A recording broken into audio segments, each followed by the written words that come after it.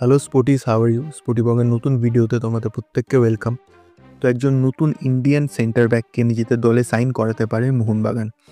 Current ISL points টেবিলে 8 ম্যাচে 17 points নিয়ে টেবিল টপার্স মোহনবাগান। বেঙ্গালুরু এফসির সাথে পয়েন্টস সেম, বাট গোল ডিফারেন্সে টেবিল টপার্স দল। সিজন এখনও অনেকটা বাকি, তাই নিজেদের টাইটেল ডিফেন্ড করার জন্যে এখনও অনেকটা সময় আছে বাগানের কাছে। কিন্তু এই টিমের একটা মেজর প্রবলেম হয়ে গিয়ে দাঁড়িয়েছে তাদের ডিফেন্স। 8 ম্যাচে অলরেডি 8টা গোল কনসিড করে ফেলেছে তারা। তার মধ্যে আছে বেঙ্গালুরু এফসির কাছে 3-0 গোলের হিউমিলিয়েশন।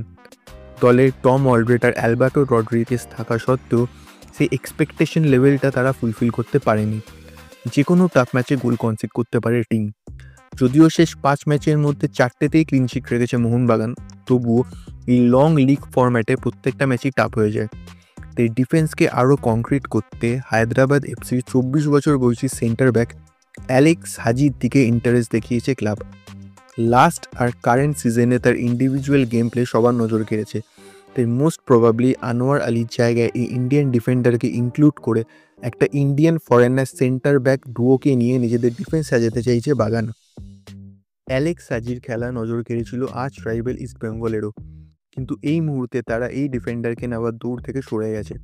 বাট অ্যালেক্স হাজিকে দলে আনার ক্ষেত্রে তার কারেন্ট ক্লাবের সাথে আউটসাইড ব্যাটেলে জিততে হবে বাগানকে।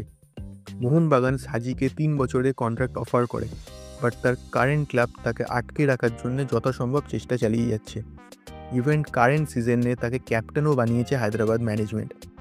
বাট মোহনবাগান এই আপকামিং উইন্টার ট্রান্সফার উইন্ডোতে একটা বিগ ফ্যাট অ্যামাউন্ট নিয়ে এই কেরালিয়ান ফুটবলারকে নেওয়ার জন্য ঝাঁপাবে।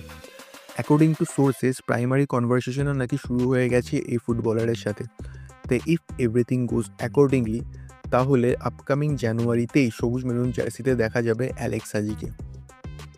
অ্যালেক্স হাজিকে নেওয়ার জন্য মোহনবাগান টিম ম্যানেজমেন্টের যে চিন্তা ভাবনা, সেই বিষয়ে আপনাদের কি মতামতটা কমেন্ট করে অবশ্যই আমাদের জানাবেন। এবং অ্যালেক্স হাজি ছাড়াও ইন্ডিয়ান ফুটবলের আর কোন তরুণ সেন্ট্রাল ব্যাকের দিকে মোহনবাগানের নজর দেওয়া উচিত, সেই বিষয়ে কমেন্ট করে আমাদের জানাবেন। ভিডিওটা ভালো লাগলে অবশ্যই লাইক করবেন এবং ডে টু ডে স্পোর্টিং আপডেটসের জন্য স্পোর্টিবংকে সাবস্ক্রাইব করবেন। পরের ভিডিও নিয়ে খুব তাড়াতাড়ি ফিরে আসবো, তাই স্পোর্টিবংয়ের সাথে থাকুন।